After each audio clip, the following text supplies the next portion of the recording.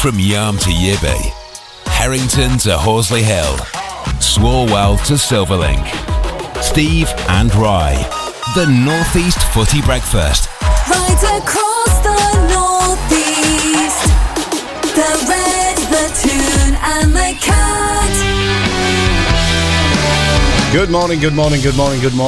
You'd think it was good afternoon, Rye. Good afternoon. Morning, chaps. Get it. Yeah. Good morning, good afternoon, good evening. How are we all? Always a confusing Happy one. Tuesday. Yeah. Still happy, mate? Are you still happy? Oh, mate, how can I not be? I think I'll be happy for the next 4 days, at least. A goal for each day. Steve. Very happy. Steve, you still happy, mate? Yeah, you got to be, haven't you? Unbeaten, Newcastle United, unbeaten in 7. Things are going well on all fronts at the moment. Yep. And listen, if you'd said this is where we're going to be in October, I would have snatched your hand off. Well, there you go. Good news. And Andy Gray, big Sunderland fan, is also happy because we've now arranged to unite him with £100 because he was our winner yesterday. So that's good news for Mackham. One Mackham. Congratulations, mate. A little bit brighter from the weekend. And you can buy 5 copies of Bob Murray's book. there you go. All the money, of course, going to the Foundation of Light, the charity. And we've got to say good morning to Ashley. Ashley was the Sunderland fan who took ill at the Stadium of Light. And really good news to hear she's recovering well in hospital. And she's come out to thank Michael Carrick because Carrick was the guy who spotted what was going on in the stadium and brought it to the referee's attention. So good news on that front that Ashley's recovering well. Get well soon. Yeah, absolutely.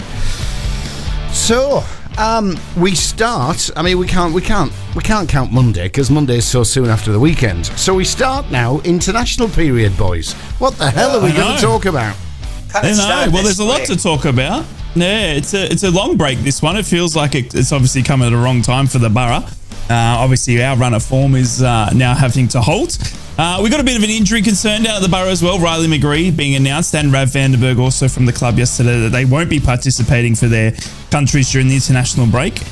So Riley will be put on ice, as will Rav. So good little call there. We saw Saka as well for Arsenal. Arteta came out yesterday and said that that he won't be going forth because he just hasn't trained with Arsenal enough and that he won't be letting him go and do any international duties. So it comes to that time of year, doesn't it, where the games are thick and fast at club level, and now internationals coming in. And we spoke about it yesterday, but I wanted to ask you lads as well. Just on your thoughts on managers and having the ruling, I guess, over international duty. We've got so much fixtures down at club level. I mean, Borough have obviously got the Championship, the Champions League, Carabao Cup. I keep doing that. I'm so sorry, Steve. The Carabao Cup run. And obviously, up in Newcastle, they've obviously got the 3 Champions League, Carabao Cup and Premier League. Obviously, Kieran Trippier at the moment being tested mostly, I would say, out of the Newcastle squad. And down at Borough, we've got obviously the 3 Aussies in Tom Glover, Sammy Silvera, Riley McGree. Obviously, he's been pulled out. But we've got Rav Vandenberg, Paddy McNair for Northern Ireland as well. So there's a few teams there that are actually got a lot of international stars. But I'm worried about burnout, lads. And I wanted to know what your thoughts are on lads playing internationally when they're just friendlies like they've got this week. Obviously, it's just a friendly. It's not a competition or anything like that, or a group game or anything like that. Is it right for a manager to come out and say, well, look, it's just a friendly, and in Saka's case, you can't have him?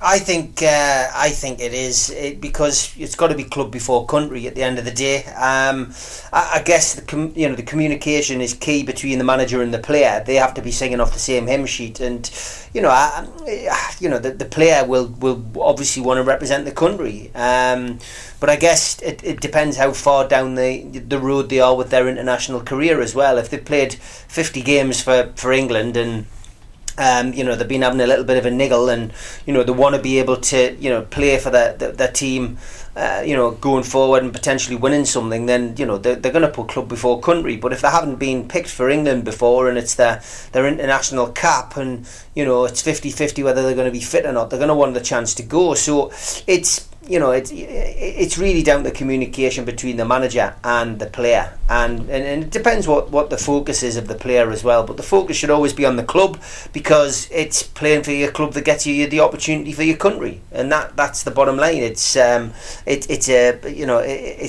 not like between a rock and a hard place. That's the way it is. If you don't play well for Newcastle or Middlesbrough or Sunderland, and you've got a chance of international football on the horizon, you've got to perform for your club. So yeah, I think the club should have that kind of priority. Communication's got to be good between the club and the manager as well. You have seen in the past, where you see managers. I mean, Eddie Howe was asked about various players in his press conference at the weekend, and obviously Nick Pope's a big one, being dropped from the England squad, and obviously they said, have you spoken to Nick Pope about it? And Eddie's gone, that's between Nick and Gareth Southgate, and I don't get involved. He's got a hard enough job without me chipping in and giving my opinion. It's his job, but he picks the side that he wants, much like I do here, and it's as simple as that. So yeah, it's always going to be a tricky one. It's always going to be a one that which gets fans talking, but it is just simply down to the communication between those people. It's simply down between those people involved. It's as simple as that, mate. I think in the Pope situation, the communication, that's key. I mean, it's a wrong example to use, but that's the example you used. I think the biggest part of communication in this club versus country row, and should they or shouldn't they be taken away, is between Gareth and the club manager. Because there is, it is written down. It is in the regulations that if you get an international call up, the club must release the players that are called up if it's an official FIFA International Day, which this week ahead of us, this week and a half ahead of us is. And if the national team manager says, I want A, B and C have to be released by the club.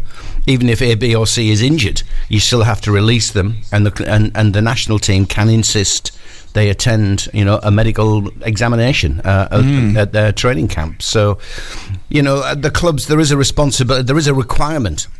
Not responsibility. There is a requirement for clubs to release selected players if it is selected by the national team during a FIFA football week, and that's what we're facing now. But I get you. I if the clubs decide because they don't have enough competitive games in that week that they're going to start playing friendlies, then a conversation really must be between Gareth and the club manager, Eddie in this case with Nick Pope, because Eddie might turn around and say, look, I don't want him to play, maybe he's a bit tired, had a niggling injury, just throwing this player into an extra game for his country just could exacerbate the injury. I don't know, it's that sort of conversation that needs to take place ahead of a friendly match.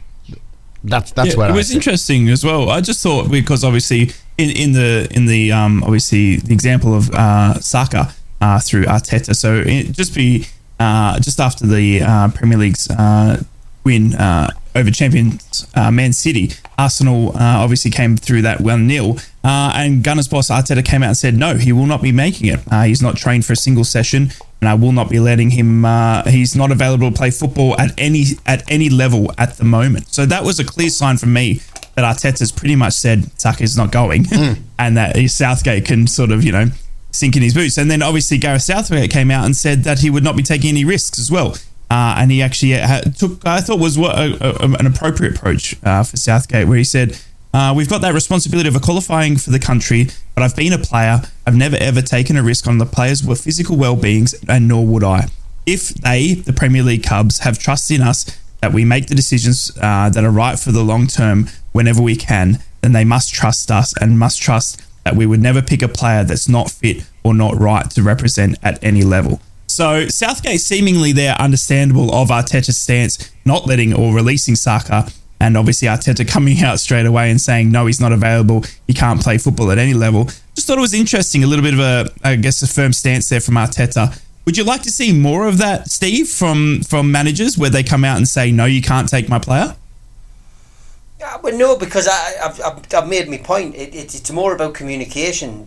You don't need to have a Mexican standoff between your club and country and your managers of clubs, that's not going to be conducive to anything, because the managers at the clubs, like Eddie Howe, for example, he's a proud Englishman. He's going to want England to do well. So he's not going to want to cause a rift between himself and the club, and that's not going to help you sign players moving forward. Young English players wanting to move to Newcastle won't come to Newcastle if Eddie Howe's having a Barney with Gareth Southgate every 5 minutes over players going. So it's about communication. It's as simple as that. Communication's the key between the managers and the players, and the two managers, and it's just got to be a bit of common sense. I mean, if for example, someone's carrying an injury like Callum Wilson has been over the last 4 weeks, and that's made him unavailable for selection for Newcastle, then Gareth Southgate selecting Callum Wilson for this particular England squad would not have gone down well in the corridors of St James's Park. I certainly wouldn't have been happy if Callum Wilson had been picked this time round and taken to St George's Park to go and play a meaningless, to start training for a meaningless friendly with Australia. Yeah. It's more important for him to be, at Newcastle, getting the rehabilitation, which he's clearly been getting over the last few weeks, to get himself fit and ready for the next batch of games for Newcastle. So, it shows that the relationship between Newcastle and England is certainly working. It shows that Gareth Southgate and the people who he has going out watching the game certainly know, okay, well, Callum's been part of the last couple of England squads. We took him to a tournament, but he's not going to, we're not going to be able to pick him this time round because of injury. So it's communication. It's just simply people doing their jobs properly. But there would have been a rabbit off if Callum Wilson had been selected this time round. And of course, it's a couple of friendlies. You're looking at these games and thinking, well, you've got to look at other players now. There's Aston Villa. Watkins has scored 2 hat-tricks since the last international break, so it makes complete sense to put Wilson out of the team and bring Watkins in and have a look at him and see whether he can play on that stage, and is he ready to make that step up, and is he going to be part of it. So yeah, I keep banging on about it, but it's communication. It's as simple as that. I'm sure there's a conversation being had between Mikel Arteta and Gareth Southgate. I'm sure that's happened. Arteta might want to come out and make a point, fair enough, but I'm sure then Gareth's got on the phone and said, okay, then let's chat this through, because you do know I can take him. I could insist he comes down to St George's Park and we undergo medical, but let's be sensible about this. What's the history? What's behind your outburst? Bang, bang, bang. Conversation had. Gareth's gone, right, okay, I agree. I'll not bring him, and I'm sure that's gone on behind the scenes. I'm sure it's far deeper a situation, and much more developed a situation than just Arteta digging his heels in and coming out with a public statement. I agree. Yeah, no, I agree. Yeah, I agree. Well, lads, I wanted to turn your attention, and while we got Steve, obviously the proud Geordie on the radio, Northeast Brekky show, I wanted to see and get Steve's thoughts of Matty Crooks. Matty Crooks is the prominent midfielder down at the Borough, and on the weekend he scored a goal, but he did a certain celebration, Steve. Right. AKA Matty Crooks, AKA the tree. That's the it. Tree. Just had to clarify. Just had to clarify. Matty Crooks, the tree. The nickname, the tree. He's tall as a tree. He's got a head like a tree. It's honestly, he's just a man mountain. And he's Matty Crooks in quite some form for the Borough at the moment. But he did something interesting on the weekend, which it was a little bit stirring the pot. Naughty. A bit naughty. Yeah. So Matty Crooks, obviously on the weekend, raced off to celebrate his goal. After Izzy Jones skipped past challenges down the right flank and put the ball across for Matt Crooks, and he slammed the ball into it. But it was what he did in celebration that got everyone talking on social media, as he further drew the ear, I guess, of the Black Cat supporters by mocking them with the celebration best known to be performed by the most loved icon of their bitter rivals, Newcastle United, Alan Shearer. Alan Shearer, pretty much who patented the one-arm up celebration after most of his goals in his prolific career. Crooks copied him in front of an irate and rabid Sunderland fan base, and as he ran towards them. But Alan Shearer came out and said, after seeing Crooks' celebration, that how good was that? I loved it, said Alan Shearer. I was scared to like it or retweet it on Twitter because the hate would come straight here, but I loved it. It was brilliant. What a way to celebrate. They would have hated him straight away for doing that. So Alan Shearer absolutely applauding that. What do you think there, Steve, of the local Middlesbrough boys doing Alan Shearer's goal celebrations just to taunt the Sunderland fans? Well, I've been waiting for Shearer's response, but he hasn't said anything. I mean, it's not the first time someone's nicked it, his goal celebration. The rugby match that took place about 18 months ago. There was somebody who did exactly the same. He was a Newcastle fan, of course. But yeah, Crooks has got a bit of history, hasn't he, for doing celebrations. I think he does. If I remember rightly, they've done they do the old hushing on the lips celebration at Borough. I think there was a reference to darts as well when they played Derby County. I think they were mimicking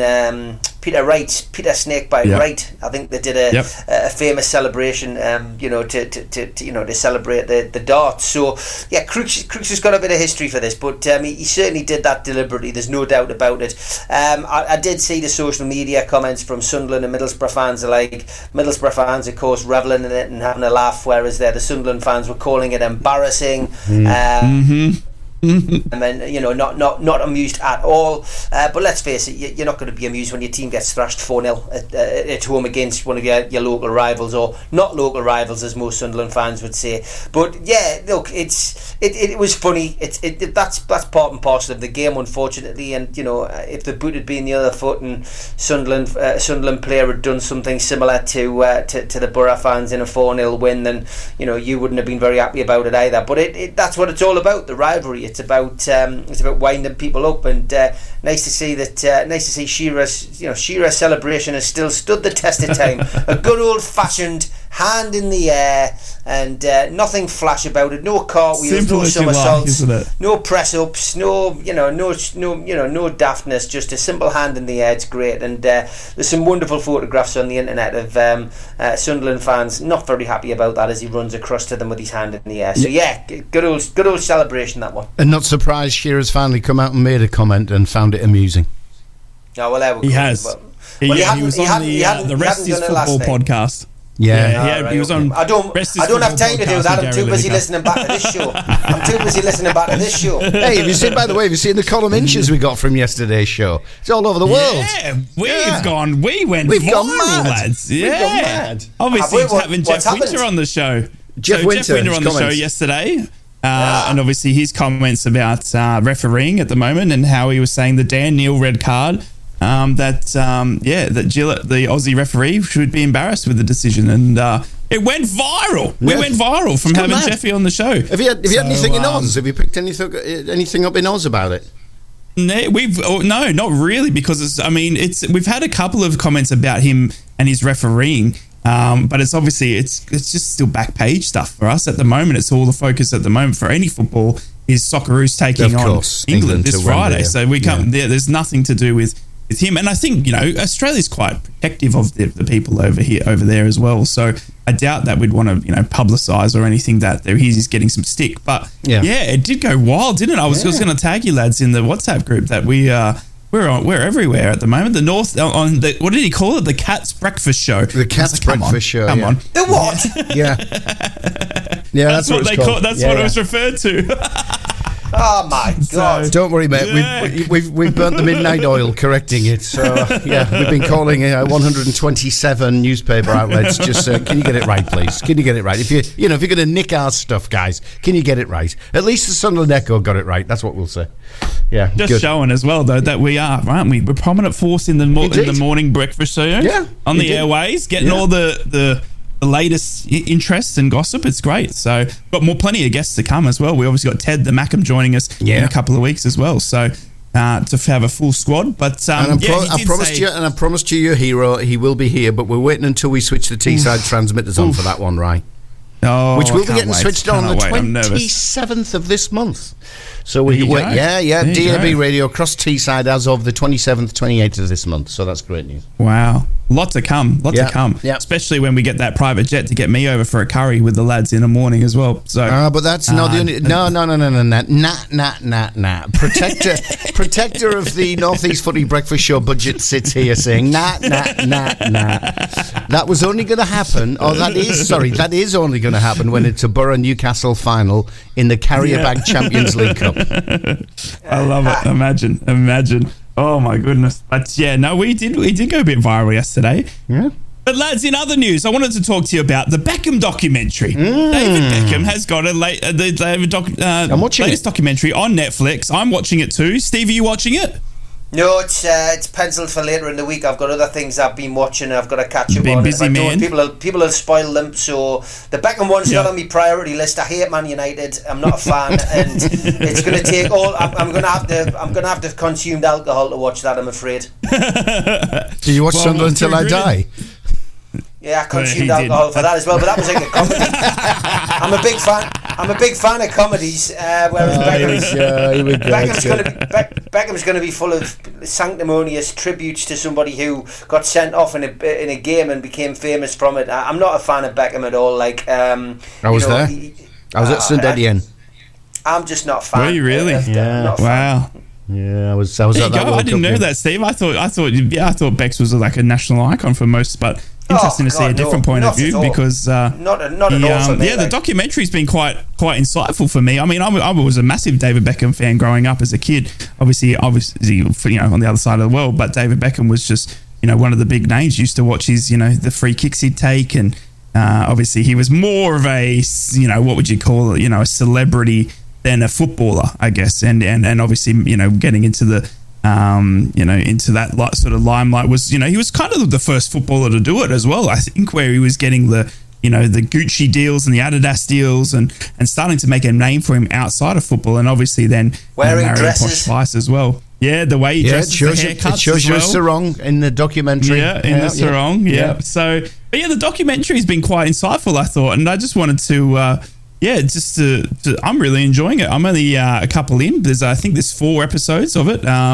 It was interesting to me was the breakdown of relationship between him and Glenn Hoddle. I didn't realise, and obviously you guys didn't. You guys would have been more obviously privy to it back then, but. Yeah, Glenn Hoddle throwing him under the bus for having the red card and saying that it was his fault. They would have probably taken something more from the game if he hadn't got red carded. So was Glenn Hoddle was he regarded as smart, decent business for doing that, or was it sort of something that biggest mistake Hoddle made? England fans. Biggest mistake Hoddle made was dropping Gascoigne. I thought you were going to say that, Steve. I was just waiting for you.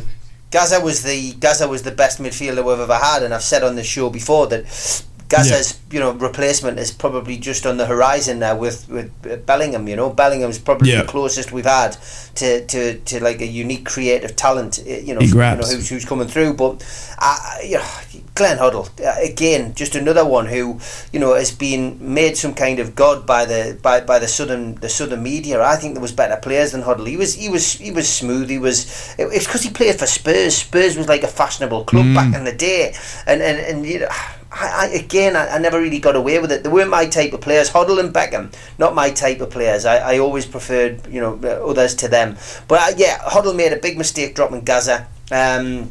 He went through this weird phase of bringing in this woman who basically was called Eileen Drury. And she basically, this is how the World Cup squad was picked, right? When Gaza was there, she individually took people into a room, and she basically was doing all of this chakra thing, taking the bad spirits away from the players.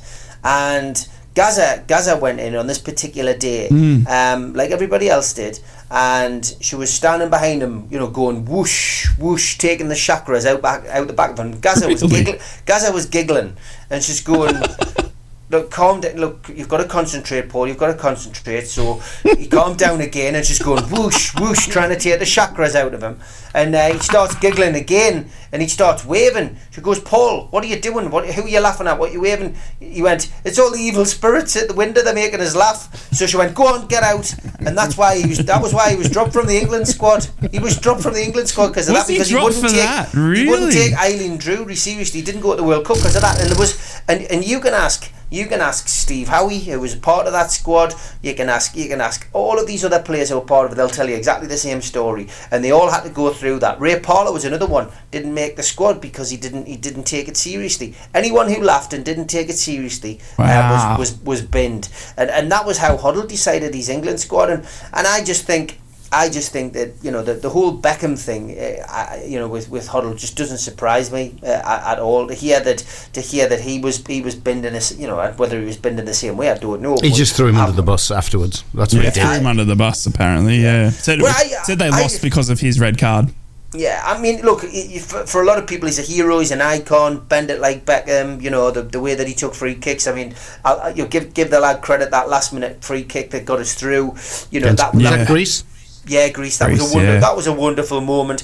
The goal that he scored from the halfway line, which was almost bettered by Rob Lee in a Newcastle shirt against Brentford. Had Joe Allen not been offside for Brentford, that goal would have stood and would have been lauded as a much better goal. Fellas, I've got to stop you there, because I've got to tell you, I did the same. Did you? What? I did. Playing for, oh my God, what were they called? When I was playing in Malta. SK Wanderers. It was from the island of Gozo, capital city. We went across to the main island, played Melilla, and exactly the same. Centre circle, halfway line, keeper off the line. Thank you very much. So that is my only football claim to fame. Brilliant. Right, now you can carry it. So you can call me David Beckham. David Beckham. Wow, I did it on the PlayStation once. Hey. Yeah, I think I've kicked a ball once or twice, and that's about it. So, good man. I was a goalkeeper, so I had no chance. So I used to love booting it. Yeah, I used to love booting it as hard as I could, as far as I could, but never went anywhere near the goal. But there's been a few goalkeepers that have scored goals like that, hasn't there? Was it Jimmy Glass Carlisle? That was that's the infamous one, isn't it? Yeah. Came Yeah. up for the corner, header. Thank you very much. Was it a header? That's right. I mean, Senny Dieng scored for a goal for QPR last season as well. So he came up for a corner and headed one home to draw it for. So Senny Dieng's on the goal scoring sheet as well. But yeah, back to Becks. I just wanted to ask as well. Obviously you talk about that free kick that got England through as well. I know, obviously, Steve, he's not, you're not a big fan of him and stuff like that. But Dave, do you have any other memories of David Beckham or any? Well, I was in that stadium. Stands out to I was in that stadium for the England-Argentina game. I was there for Talk Sports. We were covering the World Cup, and I saw it happen. Couldn't believe it. I mean, was it Kim Milton-Nielsen was the Danish referee who was refereeing? Shocking decision. Mm-hmm. It was ridiculous, and I think he didn't go much further in the tournament. He probably got a couple of group stage games and then went. I mean, to send somebody off in a World Cup game for a girly back flick of the lower leg is embarrassing. And the guy should never be associated with refereeing again. That comes from a completely independent England supporter. No, look, when Beckham had a white shirt on of England, I loved him. When he had the red shirt on of Manchester United, I hated him. It's your typical football fan's response. But he was a great player in terms of, the way he could deliver a ball, the whole lot, his free kicks, all that sort of stuff. Do you think he was the first footballer to be a celebrity? You think he was the first one to do it off the pitch? George Best was probably the first, like that in recent times. But I think Beckham in modern day, he really capitalised on it, and his marriage to Posh Spice as well, the Spice Girl, really catapulted them into the public spotlight, which again was probably a distraction for his football career.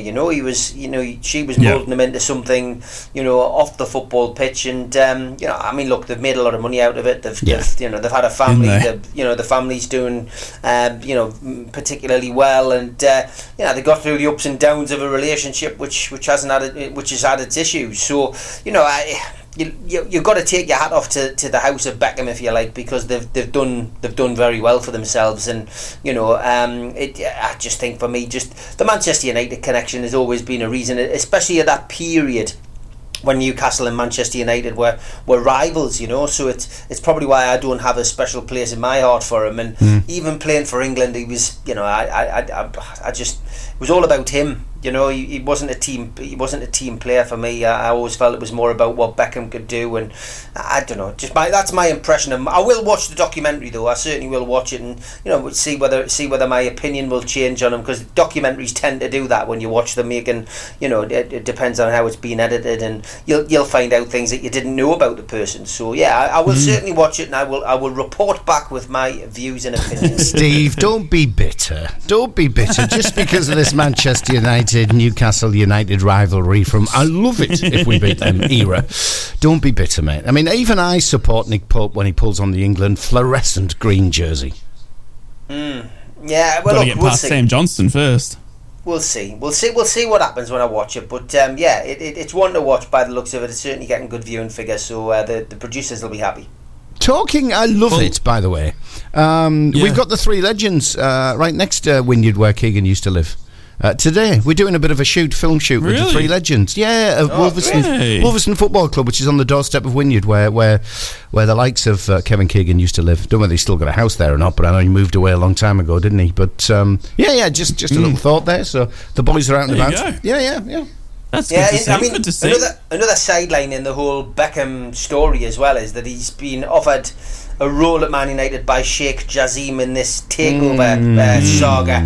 Yeah. Again, I mean, is that a little bit of PR with Beckham? To promote his documentary, because the Sheikh Jassim thing's it's got very little legs as far as I'm concerned. I can't see them buying Manchester United. I think the whole thing's a smoke screen for something else, and I don't think the Glazers want to sell it anyway. It's become a farce.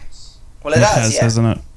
I reckon Beckham's too busy with Inter Miami anyway. I mean, he's got that club going, over in the US, and he's got to, control and take care of that one. So who playing pink? He's obviously got Messi. Yeah, exactly. He's got Messi there, and he's apparently talking about bringing in some other big stars there as well. So I don't reckon he's going to have anything to do. I mean, I don't know how you're going to spread your time between owning a USA MLS team and then being part of the Man United as well. I don't know how you spread your time that. I think it would only be an ambassadorial role, wouldn't it? So there'll be very little input he needs to give to Manchester United other than, turn up and shake the jewellery every now and again. Exactly. Yeah.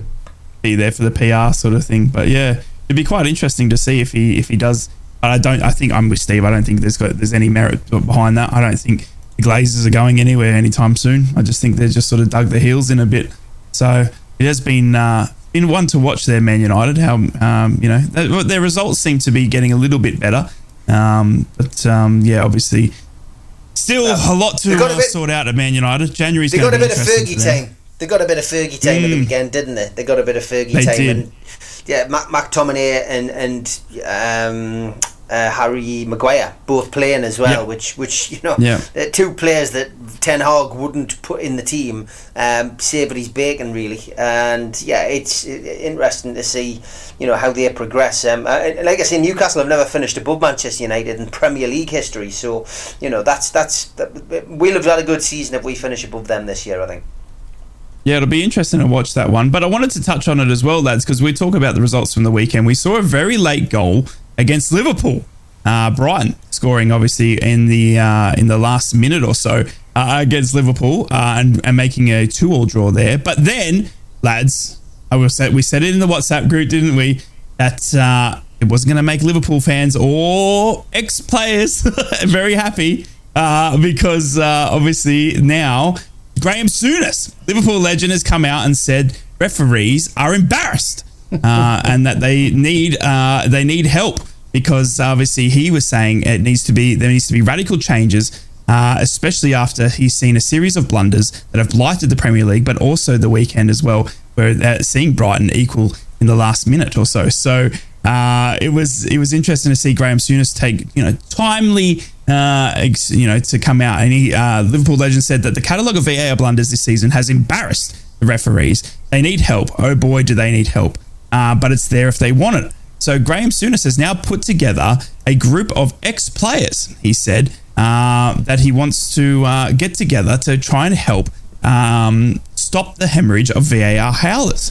Souness believes experienced former players who know the tricks of the trade, notably the intent involved in collisions or challenges where opponents are reckless or spiteful, should be involved in the decision-making process, Dave. They want players to take over from you refs, mate. What a lot of bollocks. So Souness has said that he's He's promoting the fact that he will get all these ex-players together as a judging panel. And he said that he's not suggesting all former players could do it, but he reckons there's certainly some that could join the VAR officials in that place near Heathrow and help them. So he's saying that VAR should hire some ex-players to be in the VAR box. The VAR conversation, I feel like, is going to drag on all year, lads, for us. But thoughts about ex-players going in there to help the VAR punditry and help them make decisions. We could have the likes of Gabby Abonglahor on a Newcastle day helping out, Steve.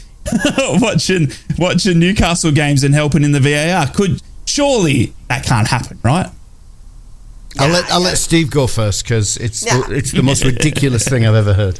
Well, we've just heard what you thought about it. I mean, to be honest, this is something that gets talked about with regards to refereeing as well. They keep saying bring in ex-players as referees, but they've got to want to do it. And I just don't think that you'll find an ex-player who used to be on 70-80 grand a week is going to want to take a referee's wage and do the necessary courses just to fall out with a load of people that they probably used to get on with.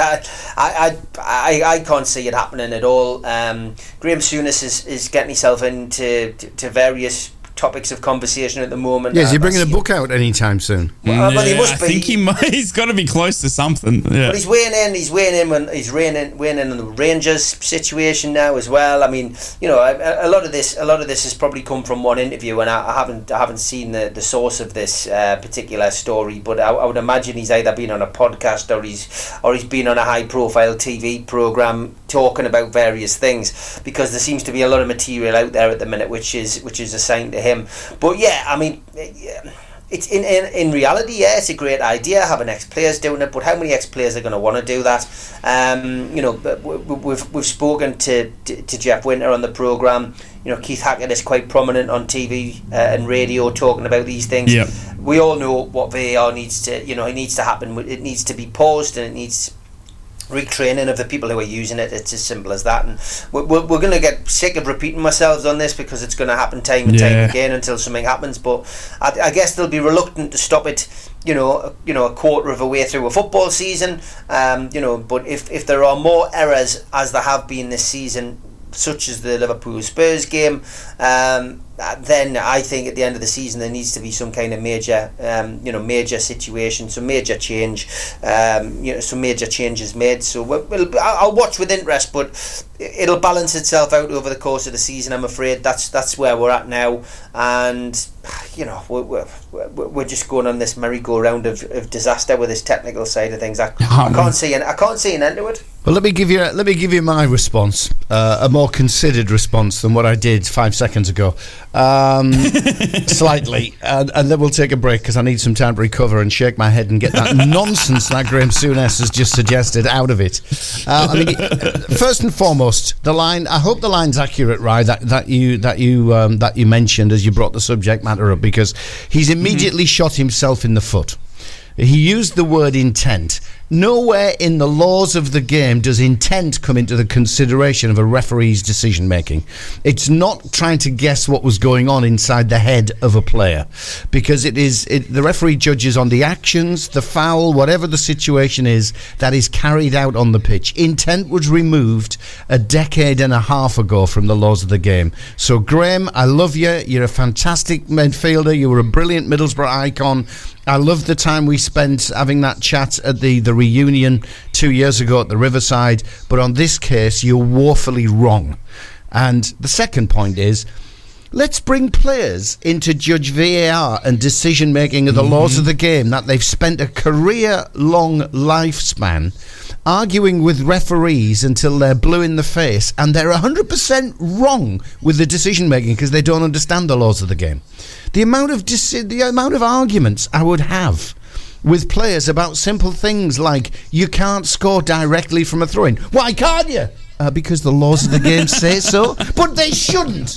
Chris Kamara, who's a big mate of mine, because we used to work at Sky together, when he was on one Sunday morning, he mentioned something which was completely wrong in terms of the laws of the game. And I sent him a text. Actually, I didn't. I called him up and I said afterwards, I said, Chris, just to try and help you on this. And his response was typical of every professional footballer I've ever had a debate on over the laws of the game, which is, how many games have you played professionally? And my response is always the same. How many games have you refereed professionally? Because they're two completely different things. One is the referee upholds the laws of the game. He adopts the laws of the game across a football match in the spirit in which they're supposed to be. The game's supposed to be played in, and the players just want to argue because they don't agree with the laws of the game. There's two different directions here. One is the black and white and the application of them. The other one is they don't like them because they shouldn't be like that. That's why you should never put a former player anywhere near a refereeing position ever. Now I'm going for a lie down in a darkened corner. Good rant, that, Dave. And Good rant. That. I loved it. Time for some ads, I think. Yeah, I think it is time for some ads. We'll be back. Obviously, we got news headlines to come up for each of the clubs. We've got to talk more about international break. We've also got some breaking news out of Birmingham, lads, where we've seen a manager sacking from a club that are 6th in the league, and a return of a notable England player and manager potentially returning to the championship. So we've got that to cover and a lot more on the Northeast Brekky after this.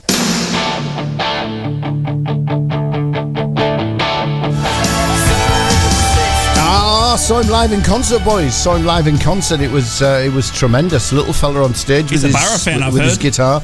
Well, I did try and convert him at the time. There were a lot of other people trying to convert him to different types of religion, and I went, the best one, mate, is being a Borough fan. What was that, mate?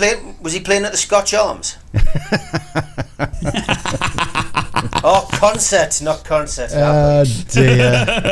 Well, at least you localised it, mate. Well done. I'm impressed. Yeah. Well, the pubs are available in concert, but the Scotch Arms is the best one. Can I just qualify on my rant earlier? By the way, when I was saying referees should be allowed players should be allowed nowhere near refereeing establishment. This is going to blow up today. I'd just like to qualify that. Unless they do the graft and learn how to be a referee. I just like to qualify that. I agree. They should do the studies or the qualifications for sure. If they're going to be in the VAR box, they need to have the experience of doing it. Completely agree. Yeah, exactly. You're going to be the Jeff Winter of today, mate. You're going to be watch this after the show. Jeff Winter yesterday. It'll be Dave Roberts. Yeah, that's it. Yeah, that'll be the headlines. I'll be a legend in my own living room, I tell you. Dave Roberts v. Graham Souness. That'll be the headlines. Yeah. Okay, get on with this. Right, what we're doing? Which club are we doing first? Which one are we doing first? Should we do Sunderland first? Because I always go last. We need to give the Mackham some love. I mean, we gave them 100 quid yesterday. Let's give them some love. Here we go. Right, good news on the old injury front. Playmaker Alex Pritchard is expected to return after the international break. Sunderland have been without the attacking midfielder in their last two championship outings against Watford and Middlesbrough. The 30-year-old has been sidelined with a calf strain. His last appearance was against Sheffield Wednesday late last month. The Chronicle Live's reporting Pritchard will be available for their trip to Stoke City a week on Saturday. The fallout continues over the weekend's controversial drubbing by Borough.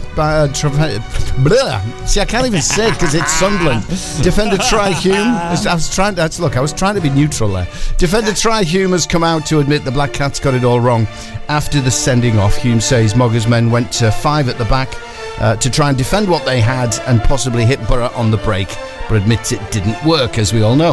The 21-year-old's also calling for more balance from referees, saying it's hard to work out which refs you can talk to on the field and which don't want you to say a word to them. He's now admitting it's hard for players to try and communicate.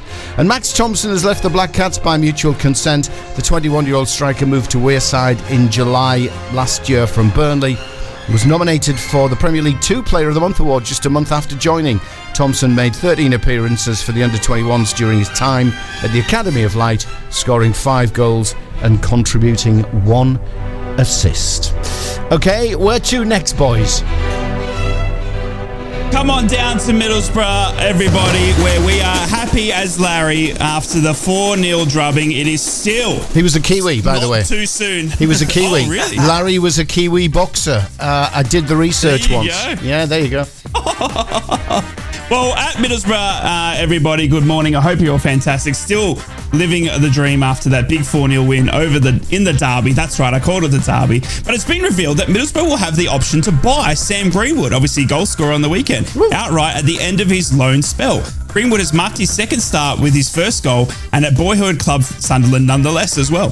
The former Wearside Academy star scored with a wonderful near-post finish to open the scoring for the Borough as they obviously went on to beat Sunderland 4-0 at the Stadium of Light. Can't say that enough. In the aftermath, in the big moment for him, it's been revealed that the deal between Borough and Leeds this summer which sees the 21-year-old spending the season on loan at the Riverside, does include the purchase option, which is amazing to see because obviously Middlesbrough is starting to learn from their mistakes in the previous deals with Lone Star. So Borough will be able to buy Greenwood for just £1.5 million. What a steal that could be. And Michael Carrick has told his Middlesbrough players not to get too carried away with their current good form, insisting they must start all over again when they return from the international break. Middlesbrough head into the second international break in a much better mood than the first, having won their last 5 games, 4 of which have come in the Championship, which has culminated in the Saturday's Weird Tears derby victory over Sunderland, of course. And obviously, while the Borough boss will allow his players to enjoy the moment, he insists they have to be ready to get straight back into it when they return to action on October the 21st at home to Birmingham City. Well, big news at Birmingham City as well. We'll cover that later in the show. While Borough have numerous players away on international duty for the next 10 days or so, plenty will be remaining on Teesside. Those players who will be given a few days off at the start of this week as Carrick looks to nurse many bumps and bruises throughout his squad. But as the week goes on, players will return to Rockcliffe and the preparation for Birmingham's visit will begin. Extra time needed to prepare for what looks likely to be Wayne Rooney's first match in charge of Birmingham. There we go. And finally, Middlesbrough duo on those injury fronts. Middlesbrough duo Riley McGree and Rav Vandenberg have both been forced to withdraw from their national squads due to injury. Obviously, McGree was due to link up with the Australian squad for their games against England this week and also for the next week against New Zealand. And Vandenberg was scheduled to join the Holland under-21 squad, but both players will now remain on the Teesside and forced to pull out due to the injuries and hopefully can return for that Birmingham game. That is your Middlesbrough news for this morning. So, having travelled to Sweden to join his international colleagues, confirmation came on Monday evening that Alexander Isak has now left the squad due to injury. The forward was substituted late on in Sunday's 2-2 draw at West Ham, with Eddie Howe admitting later that Isak was unable to continue. Following an examination by Swedish medical staff, he'll now return to Tyneside. No details of the injury or the severity of it came in the official announcement. Sweden host Moldova in a kickabout on Thursday ahead of their Euro qualifier in Belgium on Monday. Dan Burn has shrugged off the disappointment of not being called up for England in an interview with Lee Ryder of the Evening Chronicle. He said, "I'm focused on Newcastle, but I feel that I'm at a level where I could be playing for England. The England manager comes to all the games and I'm not getting picked. It's obviously something he does not like or doesn't fancy, but I'm happy playing for Newcastle and I'm going to keep putting performances in." And Didi Hamann has predicted that his old club could make the semi-finals of the Champions League. Speaking to Sky, he said, "We've seen what a good team they are once they get going, and I've said it before with this team, it's about cohesion. It's a wonderful mix with excellent players. Now they're playing against Dortmund. If they win, it looks very good. I believe this team is one or two of the big teams in the competition, and I wouldn't be surprised if they end up in the quarter or the semi-finals because they've really got tremendous cohesion. There's also a euphoria around the club because they haven't had this for a long time. The club can generate a special momentum." Not a lot going on with it being International Week, but still some good headlines there for Newcastle United fans. I just love some of these cliches that come out, Dan Burn is shrugged off. You can just imagine him going, "Oh, yeah, there you go. Yeah. Shrugged it off. I've shrugged it off." I just love it. I love it. Imagine, he doesn't shrug off much, does he? War cry's another one. Yeah, war cry. We've got our face paint on. Got our headgear on. Rifle in the air. We're going to beat them. So let the cat out of the bag there, Rai, about Wayne Rooney. Yeah. I mean, this is a strange story, isn't it? Yeah, so that's the next news story that is obviously breaking news out of the Championship is that Birmingham sacked their manager, John Eustace, overnight, who was 6th in the league. I was going to Can say, you believe it? So, where were they in the league? Yeah. 6th. they're sixth on the table, and they've come out and sacked John Eustace. John Eustace has obviously been at the club for the past 16 months. And he's seen, obviously, a big change in fortune. Birmingham have obviously made some big off-the-field moves. They were obviously close to financial trouble, seeing a deduction in points. They've seen a lot of changeover of players. They've also seen, obviously, Tom Brady, the NFL superstar, come in as a board member as well. So Birmingham making big moves, and they wanted a coach to go with that branding, apparently. And John Eustace wasn't their man, which is incredible for me. So I just could not believe that there's a fact that there could be a change in manager for that. Wayne Rooney could come in for John Eustace when he's got the club in sixth position, lads. But they obviously want the big name of Wayne Rooney. Lads, have you ever seen a manager being sacked for something, for being sixth in the league? I mean, it's crazy. Well, Gareth Southgate got sacked when we were second. Did he? Yeah. He did too, actually. Yeah, good point. It beggars belief, doesn't it? Because I've got to ask the question, where has Wayne Rooney been successful as a manager? Yeah, very good point. He was good at Derby, very but good Derby point. had a huge points deduction, hadn't they? Yeah, but they still went down, didn't they? Yeah, but I think there were 30. How many points had they been deducted? So if they hadn't been deducted the points, I think they would have been there or thereabouts in the top of the table. So he did do quite well. I'm playing devil's advocate here, but I'm going to have to. Well, if you're right, I'll take it back and eat it, as the humble pie suggests. I might have to, but I don't remember him really uprooting trees. There's another one of those cliches. I just walk into the football ground now, pulling trees out of the ground. 21 points deduction. They were given a 12-point deduction early in the season after entering administration, and then on the 16th of November they were given a further 9-point deduction for breaching EFL accounting rules. So 21 points in all, but I'm not sure what the league table was that year, which I'm going to have to find out once I get past all these adverts that pop up on these stupid websites. But carry on the conversation while I do my research, lads. I mean, I just think it's incredible for a club like Birmingham. Obviously, they're sixth in the league, all right, and they've had an amazing run of form. Obviously, this season they've been right up there. Their performances have been great. John Eustace is a fantastic manager. They've had them absolutely going and absolutely flying.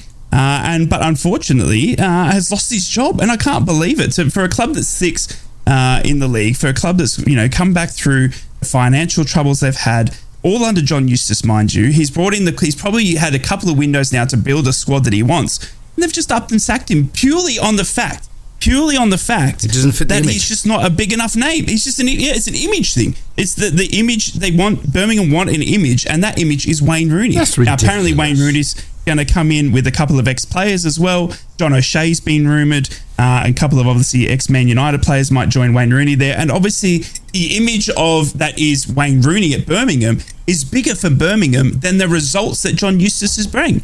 Now, John Eustace obviously is an ex-Rangers player as well, so he's been quickly linked to the Rangers job because he's done such a great job at Birmingham as well. But to see him sacked like this, I think it's one of the silliest moves I've ever seen. Okay, so I found this information. So not as good as I thought, but still. Get in. Well, they wouldn't have gone down, Dave. They wouldn't have gone down. That's hardly a judge of success, is it? Oh, we didn't go down, so I was successful. Yeah, but he got them so close. They would have been on 52 points and in 17th position without the 21-point deduction. But they were 23rd on 31 points. They've been relegated as they only have 3 games left and a gap of 10 points. So he gave it a good shot. The players could have been forgiven if they'd just gone, well, why bother? Well, I'll give him that season, because weren't Derby in a situation where they were fielding youngsters because they didn't have enough first team players, experienced players, so they were bringing a load of academy players in just to see the season out. So I'll happily strike that season off the Wayne Rooney's done nothing successful as a manager quote. Yeah, but it still stands. He's not failed to make the playoffs, haven't they? Across in that's why he's left. Is it DC? DC United, yeah. He left DC United because they missed the playoffs. Yeah, because I could imagine if Birmingham City had signed Pep Guardiola, fair enough.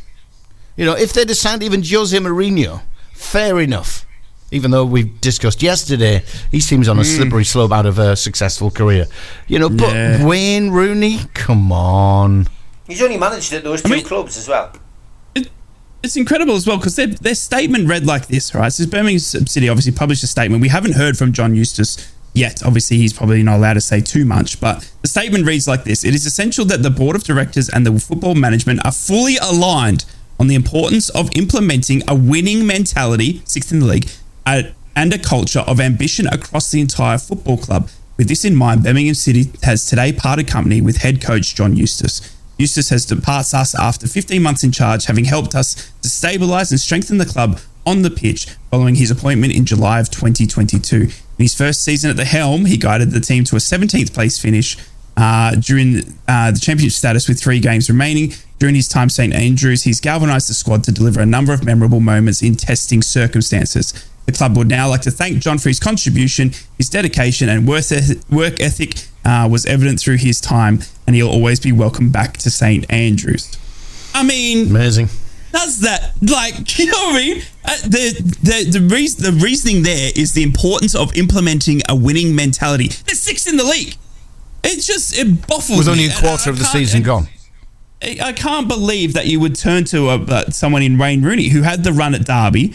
And I know that Derby were obviously, financially struck and were in a lot of trouble there, but I didn't think he was, ever, incredible at what he did at Derby. And obviously we've seen him at DC United. They failed to make the playoffs. So his record isn't that great, but it's purely because his name's Wayne Rooney that he gets him the job.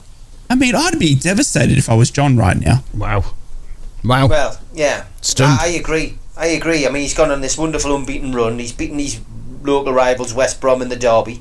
And then he finds himself out of a job. So he'll walk into another one, that's for certain, after the start he's had. Yeah, well, he's linked with the Rangers job. So, yeah, apparently the Rangers job is his for the taking now. So whether that happens or not, we'll see. But I think John won't be short of suitors. He'll do a damn sight better than Wayne Rooney could do at Rangers.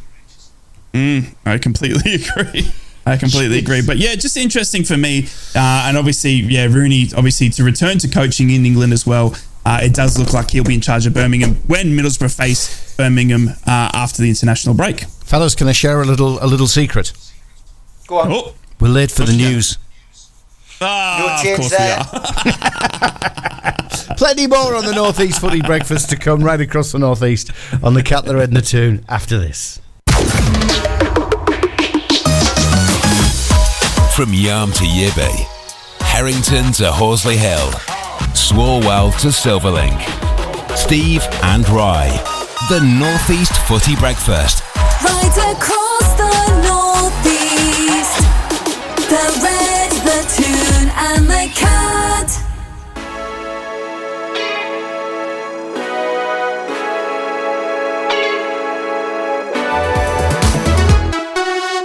Well, lads, we saw on the weekend a bit of controversy again. As we see, obviously we got to talk about the football that we have on the weekend because we've got an international break now. And we've obviously got England and Australia coming up, which I'm very excited about. We'll get into that later in the week. Without Riley. Without Riley McGree. Up to Sammy Silvera and Tom Glover from the Borough to do representative and show Trippier how it's done, Steve. So it will be an interesting clash. 5:45 a.m. for me, though. Sorry, mate. But just you mentioned Kieran Trippier there. Did you see the photograph of Kieran and his youngster wearing the Mbappe shirt? It was class. It was What a photograph! I did a see load that. of JPEGs. What else have you got? What else have you got in your pocket, Dad? Was a great comment. Anyway, sorry, Rye. I rudely interrupted. No, it was good. So it was good to see Trippier, obviously, and his son, a big Mbappe fan. He ended up getting the shirt as well. It was about size triple XL on him, but Kieran's face looking down at his son was incredible, wasn't it? So a look of almost disgust, if you will, but I absolutely loved it. Good banter between Kieran and his son. Love it. But yeah, I wanted to talk about, guys, there was a heated exchange after the Man City Arsenal game on the weekend, and I wanted to get your lads' thoughts on it. So we've seen Kyle Walker and Erling Haaland involved in a heated exchange with a couple of members of the Arsenal's backroom staff, but the main one was Nicholas Joba, who was the set piece coach at Arsenal, was Man City's ex set piece coach, and Kyle Walker and Erling Haaland have walked over straight on the final whistle, and I'm talking straight. If you get some footage, get on social media, you can have a look. Kyle Walker, Erling Haaland walked straight over to the officials, and they're targeting Nicholas Joba, and they are absolutely giving it to him. I'm talking pointed fingers, players having to come in, coaching having to come in to break it up. Pep Guardiola was asked about it post-match, and he said, "I know what's happened, but I'm not going to say a single thing."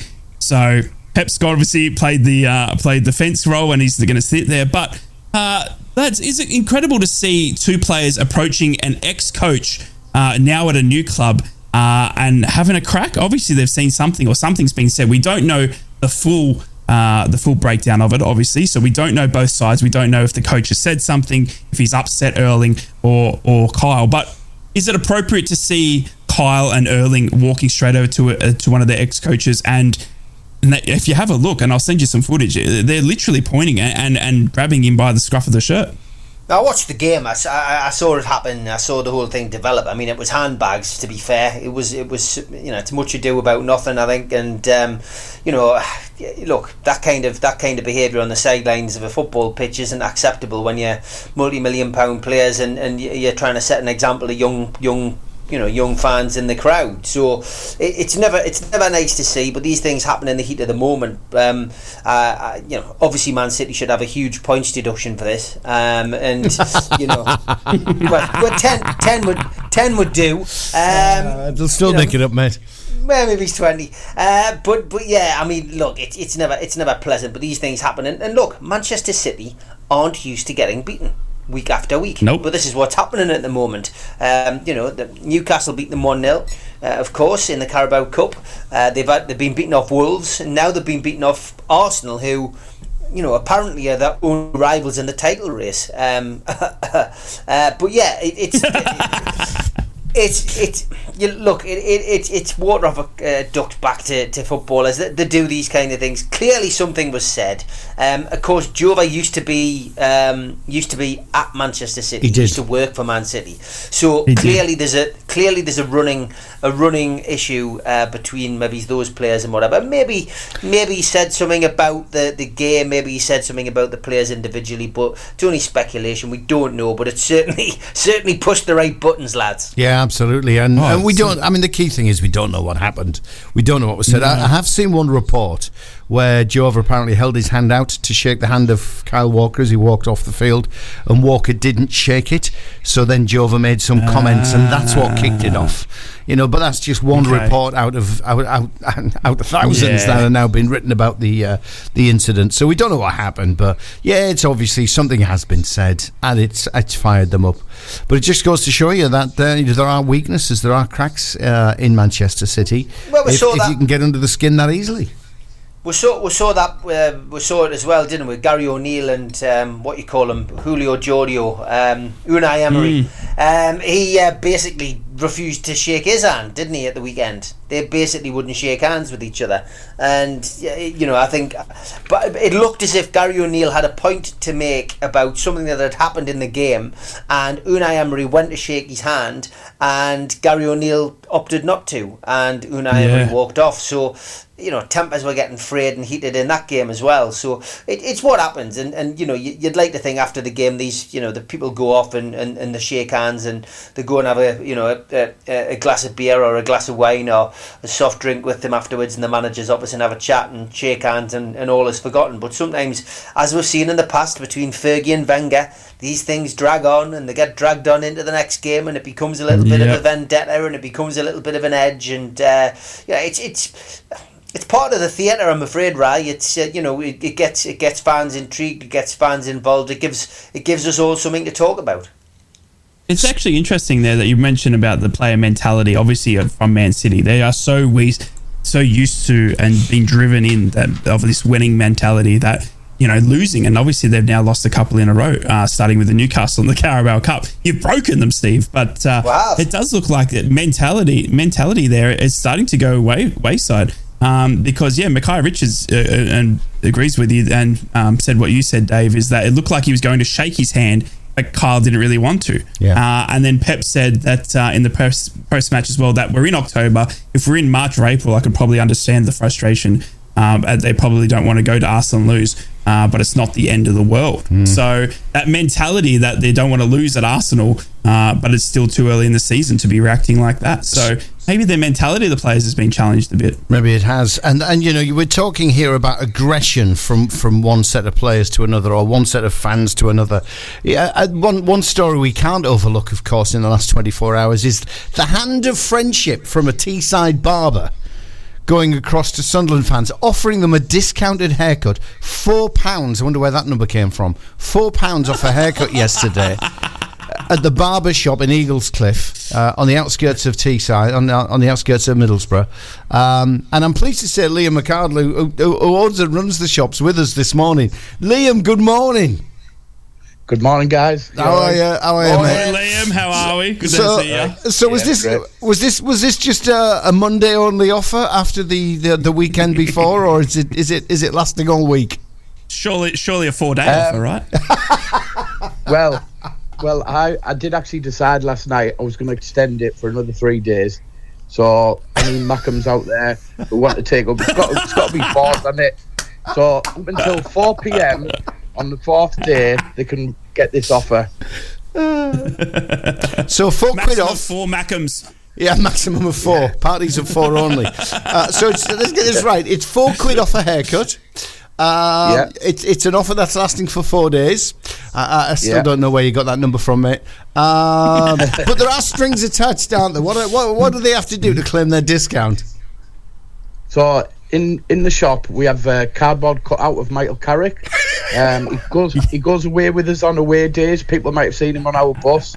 And he stands in the shop when we're not on away days. So they have to have a photo talk with Michael Carrick to claim the offer.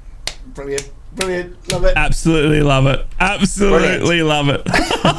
And just a reminder to any Mackems that are going to go down and obviously take up the opportunity that there's to be zero dissent towards you, I'm guessing. yeah. Got your yellow cards ready. Yeah, totally. Yeah. I actually had, when I was at the match, I forgot to get programs, so I actually messaged one of my customers who was a Sunderland fan and said, "Oh, is any of your family at the match? Can you get me some programs?" So he's brought them in for me yesterday. I said, "Oh, how much are they?" He said, "Do £4 each." I said, "You joking?" No, really, do £4 each. I don't think he got the joke. Brilliant. I've noticed. How did you find the atmosphere on the weekend? How was the Stadium of Light? How was it? We saw some video footage, obviously some fans sort of bickering and fighting, but was it an overall good day out for the Borough fans? Obviously with the result, but I guess, with the fans, fighting and stuff like that. Oh, it was absolutely fantastic. I mean, we didn't see any trouble, thankfully. I had my 2 boys with me, Ethan and Josh, and it was the first time that they'd been to the stadium, so it's like obviously one to remember. But on the morning of the match, leading up to the game, I was really nervous, and I thought we're going to get beat. Sunderland have been playing really well. Mate, and I thought the same. Yeah, and on the morning, one of the lads on our minibus texted our group and said, he's called Luke, if he's listening, he said, "I've had a nightmare." We said, "What's happened?" His dad, Mark, had opened the envelope to get the tickets out, and he'd only ordered Watford tickets, hadn't he? So on the way up to the match, we were saying we're going to stuff them today because of this happening, because they're missing, because his dad's bought the wrong tickets. So they were a bit upset to miss the game, I think. But yeah, it was a fantastic atmosphere, and to empty their stadium, I mean, that was just something else. That was the icing on the cake, wasn't it? Yeah, I was reading a report yesterday actually that they were saying that the fans were leaving after the 4th goal went in, but I reckon they were leaving well earlier than that. I was watching obviously live on TV, and I reckon once the 3rd went in, but what an atmosphere would have been. God, I'm jealous. Oh, it was just fantastic. Like I can't remember an away atmosphere like that I can't remember it. Like it was just something else. The Borough fans just never stopped singing. Just from start to finish, they were unbelievable. The all-important question, though... Who was your best player? Oh, go on. I don't know. I'd probably say Jones, although Hackney's just going from strength to strength at the moment. I quite like. I mean, for me, if I was to pick my starting 11 on how good players were, I wouldn't have Crooks in the team. But I thought him and Jones, their chemistry is better than any others in that team. And you have to play them both together. And I thought Crooksy had a really good game as well. It's interesting, isn't it, that Crooksy slotted into that tuber role, which is big for me. Obviously, we were worried about that, but I also thought Sam Greenwood has slotted into that role as well. But you're absolutely right. I think Izzy and Crooksy seem to be absolutely firing. And you know what was even more impressive was the fact there was no Riley McGree out there. Obviously, he's been in form for us past couple of games, and we managed to put 4 on the board without a Riley McGree and a host of others. I mean, Vanderberg going down in the warm-up and everything. So I'm just waiting for Steve to come in and offer some balance in support of Sunderland here, but he's keeping very quiet. Yes, I'm basically going to keep quiet on this whole issue and enjoy the Borough loving for the goals scored. So I'm taking the 5th, lads. I'm taking the 5th. Okay. We should have had Ted on. Need haircuts, that's why he's out of it. Yeah, we should have. Well, haircuts is pointless as well. Yeah, I mean, can you pull hairs? Can you pull hairs and wax out of my ears and get some hairs out my nose and trim my eyebrows? But the all important question here, Liam, is how many Mackhams have come through the door and accepted your £4 discount? None so far, but like we say, I think maybe yesterday they were probably still in hiding a bit. But the next 2 or 3 days it might start surfacing, so you might see the odd one. So it is Sunderland where fans. Where can they find you, Liam? Yeah, exactly. Where can they find you? Say. It's Lime Road, Eaglescliff. It's opposite Preston Park. There you go. It's like opposite Preston Park entrance. But if they search Liam James, they'll be able to find the address. Any Mackhams on Teesside, in and around Teesside, you can get £4 discount. All you got to do is stand with a cardboard cutout of Michael Carrick and get your photograph taken. Yeah. There you go. Wonderful stuff. Liam, great to have you on, mate. Appreciate it. Thanks, brilliant. Thanks for joining us, mate. Up the Borough. Yeah, mate. Yeah, brilliant stuff. And it's just a pity, isn't it, that Ted wasn't here? Because if Ted was here now, I wonder what he'd be saying. I'd be sending him in for a cheap haircut. That's what I'd be doing. All the way from Cyprus. I'll fly him over. Yeah. Fly him over. Oh, come on, mate. You keep spending my money. Stop it.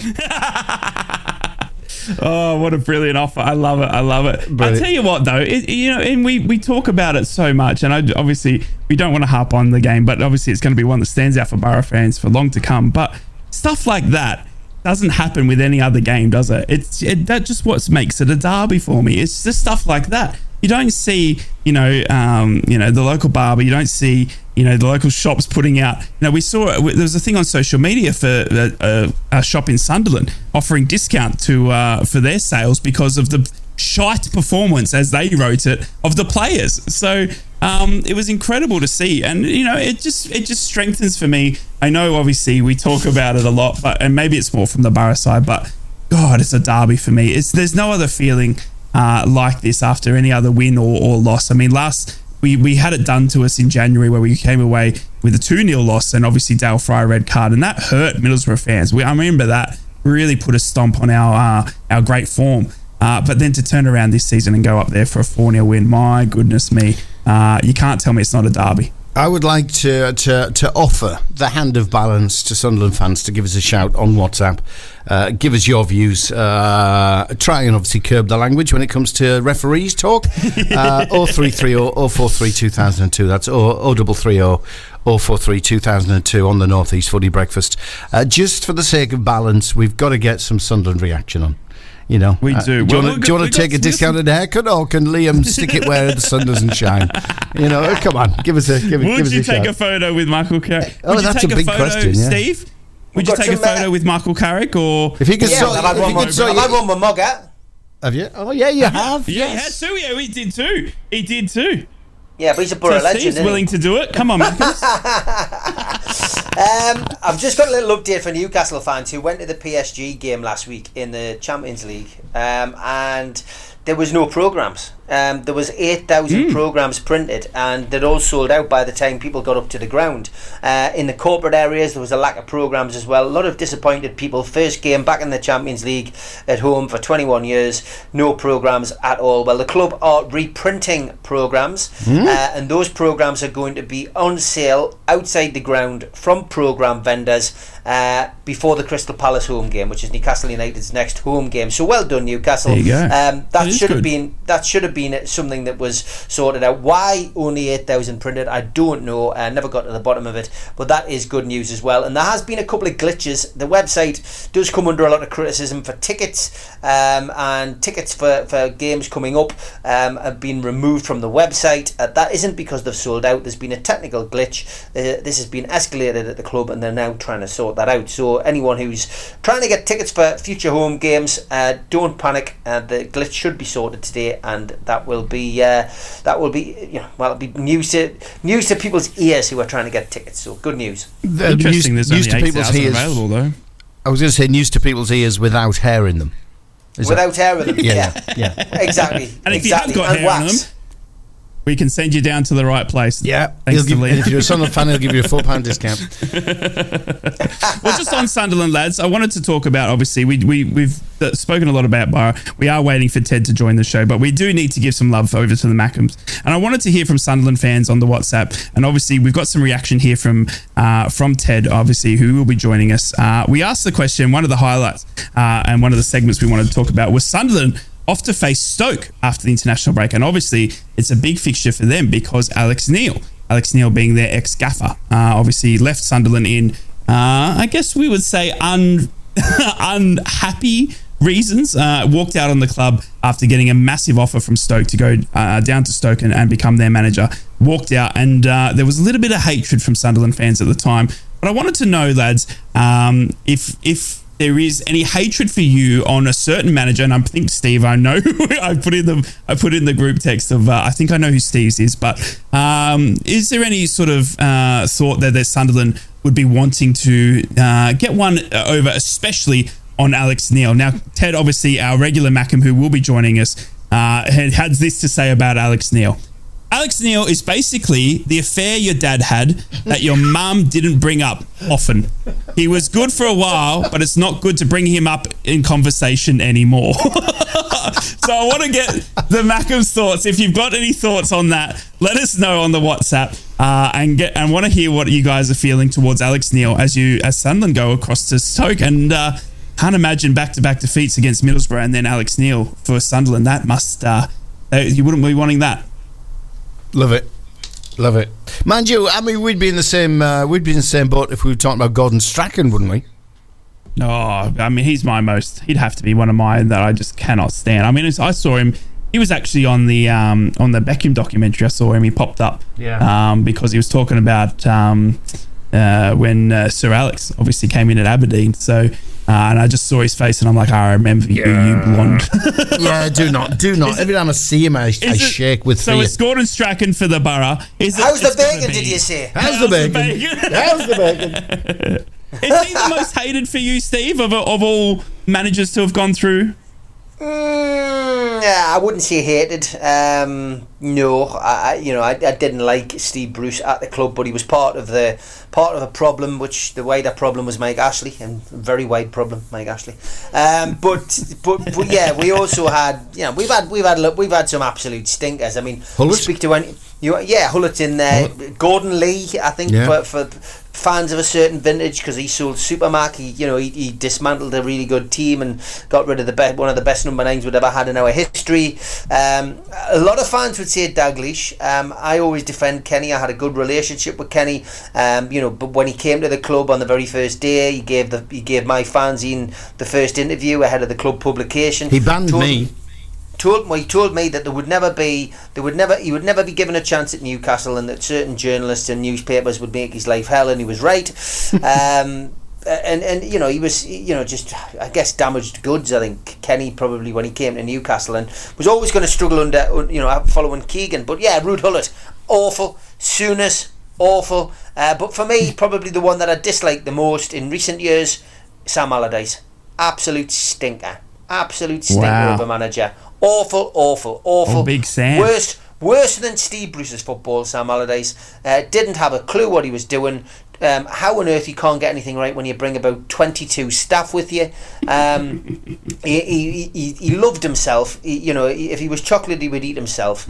And just the only person who's ever forced me to actually walk away from a half of football and go and stand and drink lager in a football ground and not actually watch the second half. Blackburn away, 3-0 down in 20 odd minutes, and I just couldn't watch anymore. Bloke's an absolute dinosaur, shouldn't be allowed anywhere near the game, and yeah, he's probably the worst in recent time for me. That's just because of his attitude, his arrogance, and he thinks he's better than he is. Awful manager. That's 2 rants we've had this morning. We're doing really well. I love it. We're gonna blow up on social media. Trust me. well, we do have a message in on WhatsApp, and if you want to WhatsApp the show this morning, you can. 0330 043 2002. Jim in Sunderland says, "I can't even bring myself to say that guy's name." I think we're talking about. Wait. Yay, exactly. Wow. The So affair it's you don't want to talk Voldemort. about. Yeah. Wow, there you go. It's interesting for me. I mean, in Middlesbrough times, Dave, obviously we have Gordon Strachan. Is there anyone else that springs to mind? For me, Gordon Strachan. I didn't like the way... Monk? I didn't like the way Chris Wilder... Gary Monk as well. But see, I feel like Gary Monk didn't really...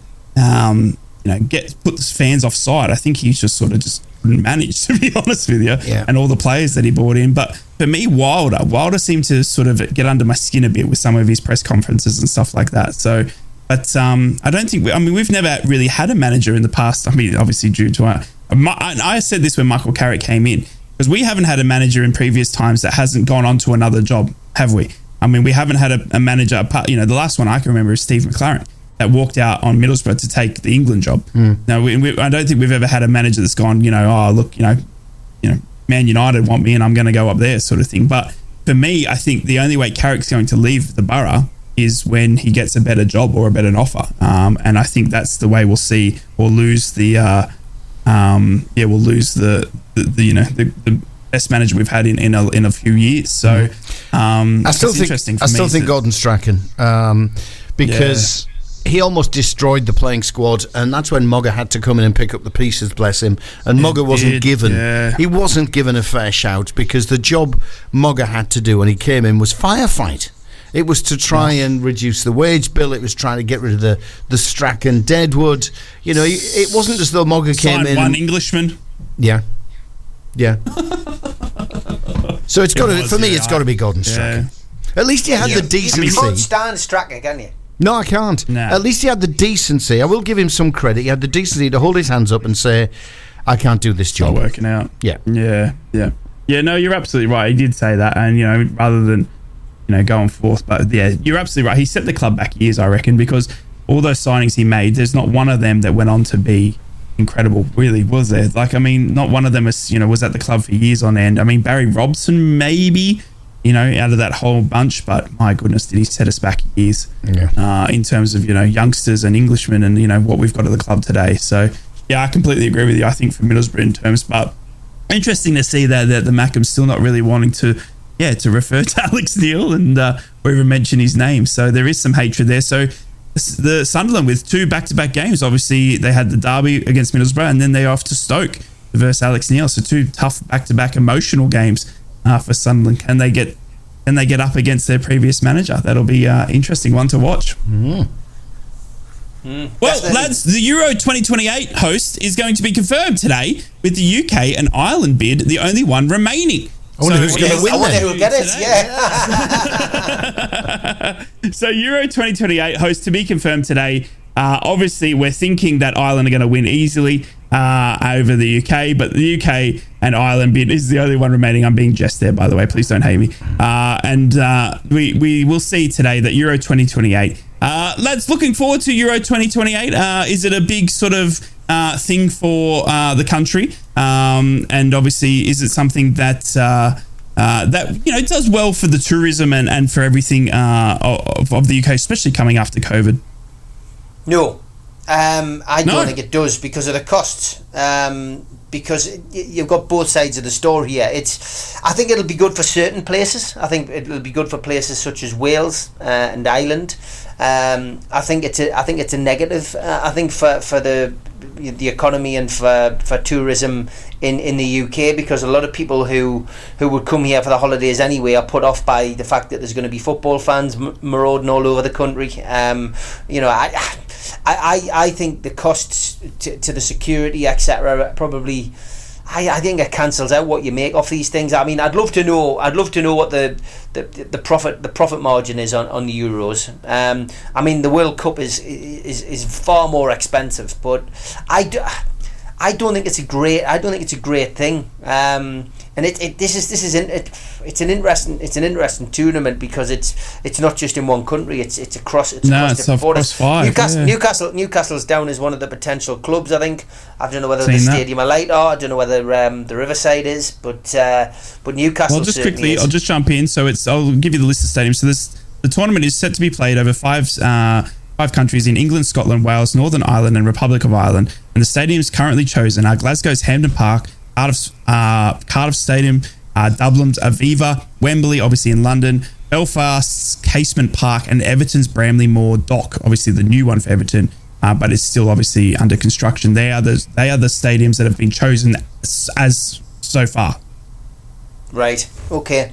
But yeah, I look. Obviously, football fans would be delighted because it's an opportunity to watch that England and whatever in without going on big journeys and spending lots of money. But I'm not an international football fan. I'm not somebody who gets too involved or excited by it. And the Euros is the poor relation to the World Cup as well. If it was the World Cup, I'd probably slightly be more excited. But I'm delighted for them. I think they'll be over the moon. I think the England fans who go to watch England will be delighted that they're getting a chance to watch England in this country. But for me, no, I don't think it's as good as everybody seems to think it is. It's not a huge earner, I would imagine, for the FA. And you make your money on the tickets, don't you? That's where you make your money, I guess.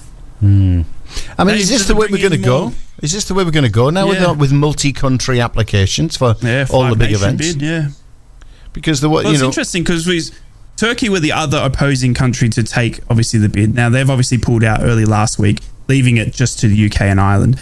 But then Turkey have now merged with Italy. So now they're saying that.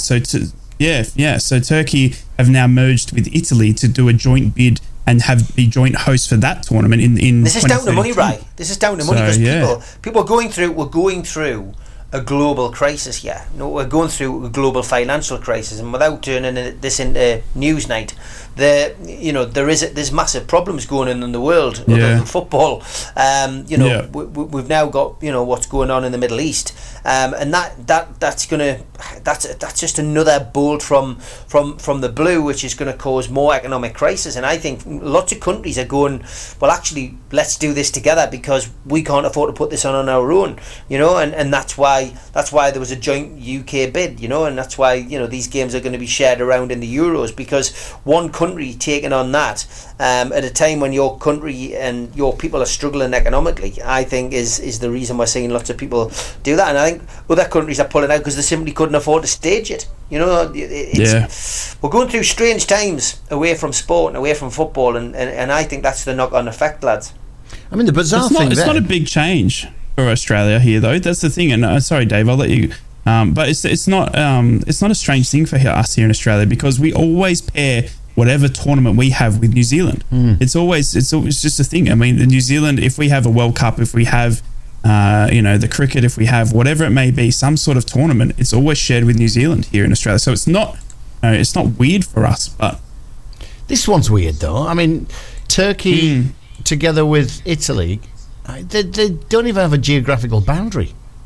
Yeah, you've got about 3 or 4 countries in between them. So that's a weird one. Maybe it is finance, like you say, Steve. Maybe it's money that's driving it.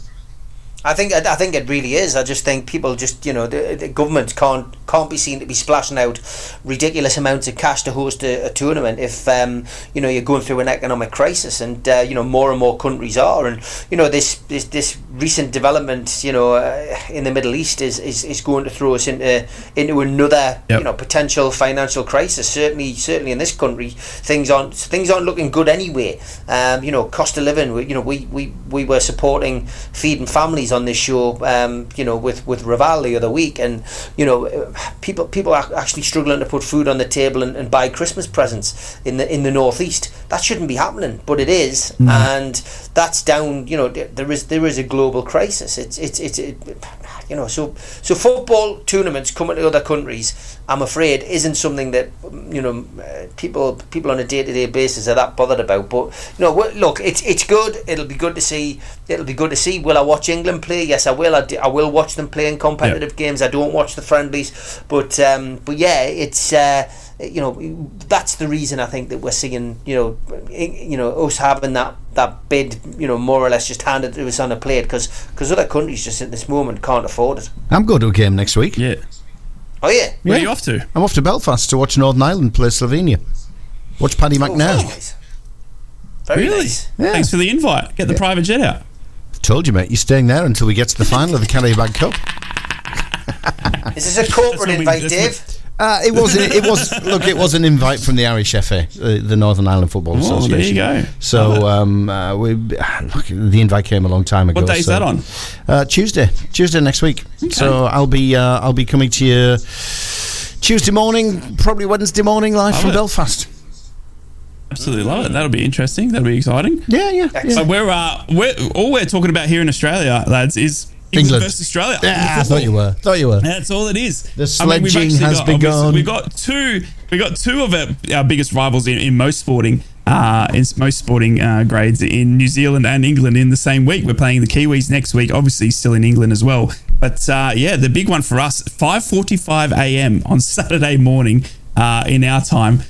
Is the England versus Australia game. Obviously no Riley McGree, but I'm very, very underselling it with how much we are looking forward to this game here in Australia. We don't get to face England too much at their own game, but lads, are you scared of the Socceroos? I mean, I think you should be a little bit scared, right? No. Sammy Silvera running down the wing, right? Tommy Glover in goal, a big Rye on the watch along, cheering on the Socceroos to get up against England. Surely there's got to be a little bit of panic in the boots for this amazing, well-regarded friendly. Do you want the watch along to go out live across the northeast? I would love to, but it's going to be a one-eyed Socceroo. Are these people cricketers? They're part-time footballers, okay? They're part-time footballers. Now, don't you dare. The Socceroos are world-renowned footballers, okay? The likes of Riley McGree, Matty Ryan, all right? Kieran Trippier is going to be sitting there going, Sammy Silvera, jeez, I can't keep up with him. Where's he playing? The Borough? My goodness me. He's going to be shocked. He's going to be shaking in his boots, his little Trippier, when he comes off the likes of that. He's going to play blindfolded. Hopping on one leg. Is this young'un going to ask for I was going to say a Riley McGree shirt there, Sammy Silvera shirt? Imagine that. Yeah. I'd say there'd be a few Aussies with a few youngsters that want to get. But lads, because it is a friendly, I just wanted to ask you what you're expecting from Southgate's team. Are you expecting the same old? Are we going to see Harry Maguire? Are we going to see Jordan Henderson in the midfield? Or because it's a friendly, there's nothing on the line, will we finally see Southgate play some of these youngsters, some of these lesser named England's players to finally get a run out in an England shirt? I'll leave this to you, Dave. Honestly, I've got no interest in this at all. And I'm not one who would kid the listener that I've got an interest in this. I genuinely couldn't give a monkeys about England playing Australia. I won't be watching it. I'll be watching Coronation Street, Big Brother, and probably catching up on this Beckham documentary you're forcing us to watch. Forcing him to watch. Have you heard? I love the way he's twisted it. I'd rather watch a documentary about English people going to Botany Bay than watch England play Australia in the in this meaningless friendly, which will probably injure Kieran Trippier. I've got no interest in it at all. Jeez, you'd hope not. It's an absolute farce, mate. For me to have friendlies in the middle of a busy, congested football season like we have, and stopping us in our prime when we're 7 games unbeaten, I think it's an absolute nightmare. Same for the Borough. I'm not a fan of friendlies. I understand why they've got to play them, but I'm not a fan of them. And why do they have to play them though? Money? I don't know. I really don't know. I mean, I guess to get some continuity before they play the big games. It's like, it's like playing a friendly pre-season in it, for Newcastle and Borough. But Italy's coming up, isn't it? Italy's coming up, so he's going to want to get the team out. You do have Italy, yeah. Is that November? Is that next week? So we've got another international break. You got 2 games in this break, don't you? You've got Australia this Saturday, and then I think midweek next week you've got Italy. Is that correct? I think so. Yeah. I mean, I'm a bit like Steve. I've got to be honest. I'm not a huge fan of internationals. When the games are on, I watch and I support. I don't follow them. Yeah. I've got to be honest. Apart from in tournaments, then I will. Proper tournaments, as in the finals. So you've got So you got your qualification, your Euro qualification against Italy on the 18th. Yeah. Right, okay. So there's England v Italy after the Socceroos friendly. So yeah. And then we've got 2 games. Then we've got 2 games in November. We'll play Malta at Wembley, and we'll play North Macedonia away. So we've got 2 Euro qualifiers in November as well. So another international break on the horizon, which you don't sound happy, mate. Incredible. Well, I'm not. No, it's another set of games. It. Yeah, I'm not happy at all. Like it's scrap the England national team.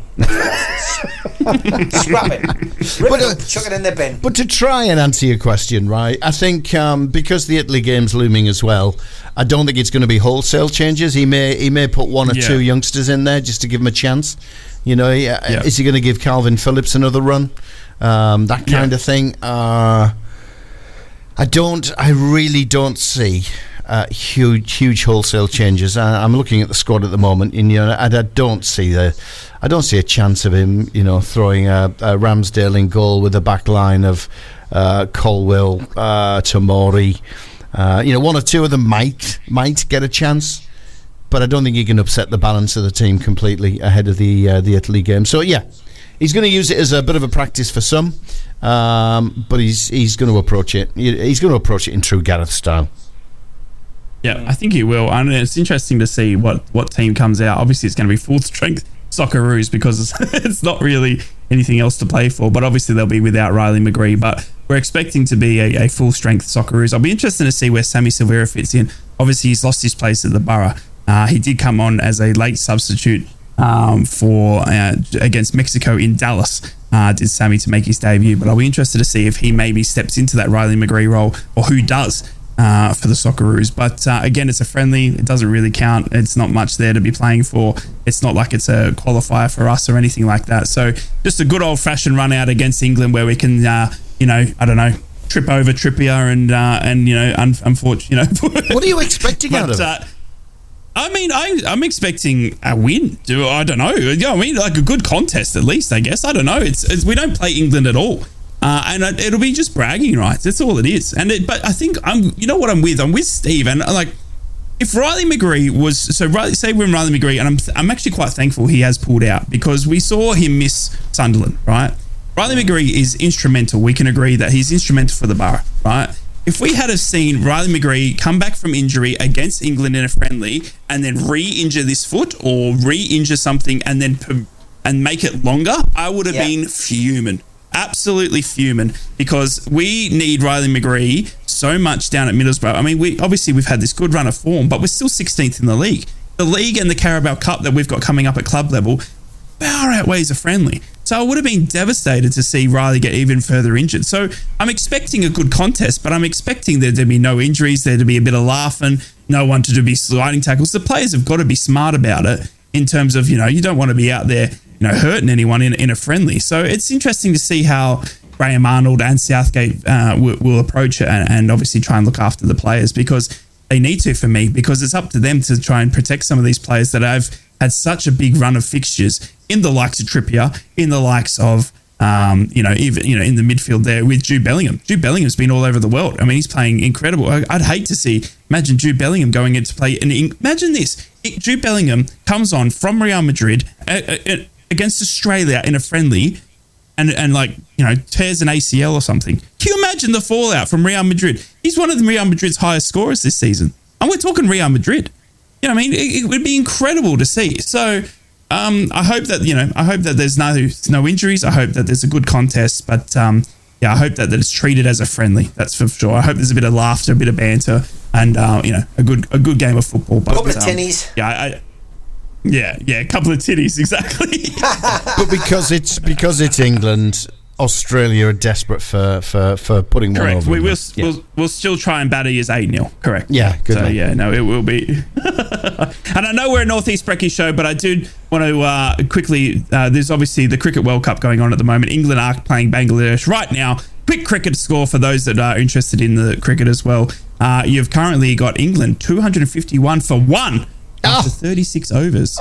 Esto out on 52. Call a policeman, there's a murder going on. Mallon and Root currently not out for 128 and 67 respectively. So England going for a massive total against Bangladesh. We needed it because the Kiwis did us. We need it because the Kiwis did us, but there you go. Yeah, India did Australia in our opening game as well. So we're obviously it is in India as well, so it was a tough old match. But yeah, England looking to put on a massive score here.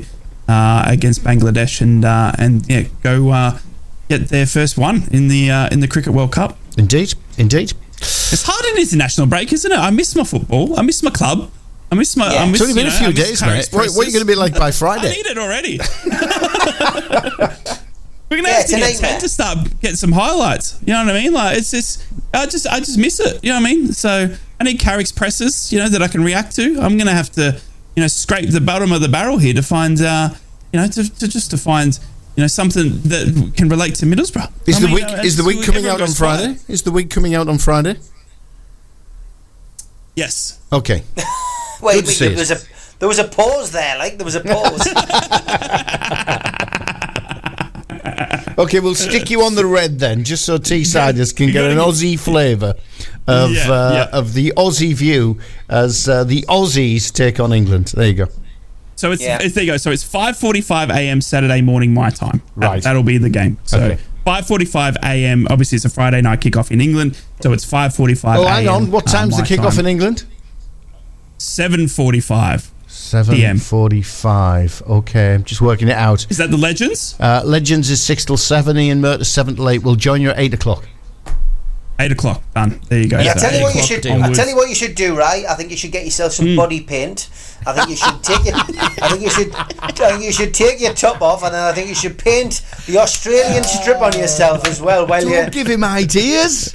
He'll do it. I just think Steve wants me to get my kid off, and I'm happy to oblige, Stevie boy. I'm happy to oblige. Don't you worry about that, mate. What Steve wants, Steve gets. I will be shirtless with the Riley McGree painted on body art. No, just the thought.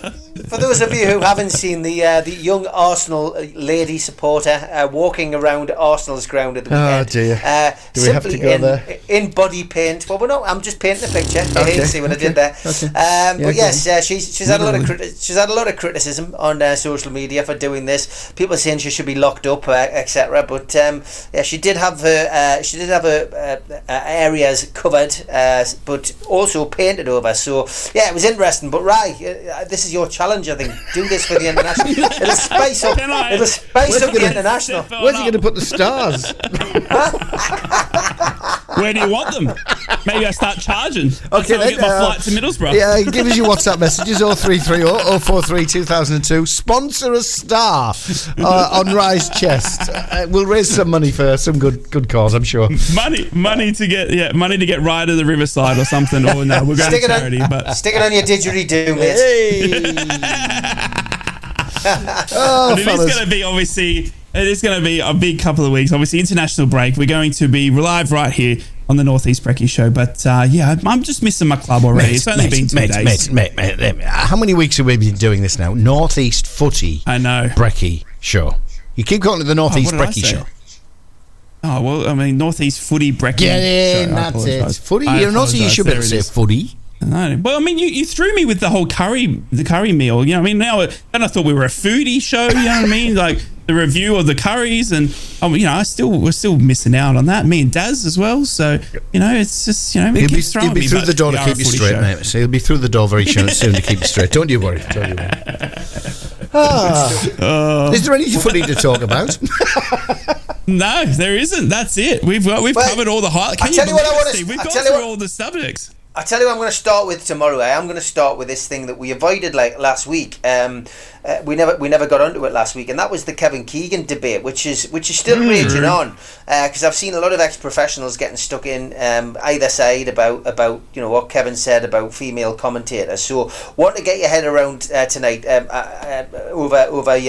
the break, and we can get back on tomorrow morning and have a chat about it. But John Burridge has come on this morning as well on his social media and had a say. So I'm going to do my research on that, but you have a look at that. But Kevin, of course, not happy with not happy with the way it's been perceived. I just think that he's been talking at an event. It's been taken out of context, but it's certainly one which we can discuss tomorrow morning. And of course, and just to remind the listener, the point is, what did he say?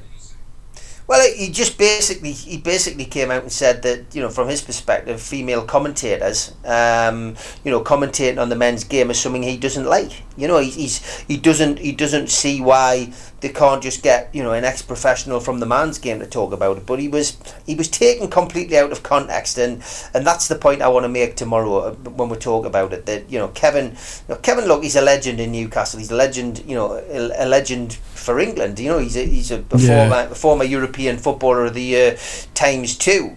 And people were calling him a dinosaur and saying that he was bang out of order.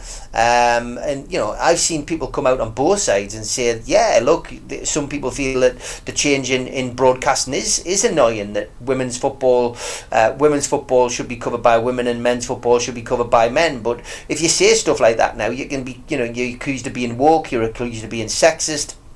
The whole situation is starting to get out of, completely get out of hand. But I'm going to stand in Kevin's corner on this and say, look, I think he was taken out of context at an event which was a private event. Somebody's chosen to put it out there, and that's what's caused the controversy. And it's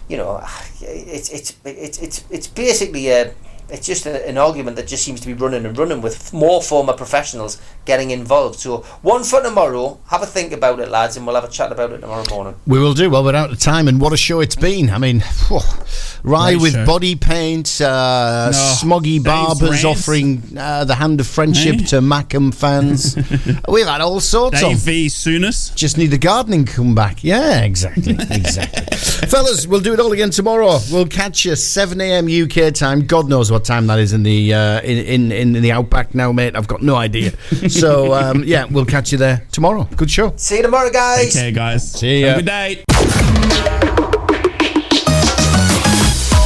From Yarm to Yibby, Harrington to Horsley Hill, Swarwell to Silverlink, Steve and Rye, the Northeast Footy Breakfast. Right across the Northeast.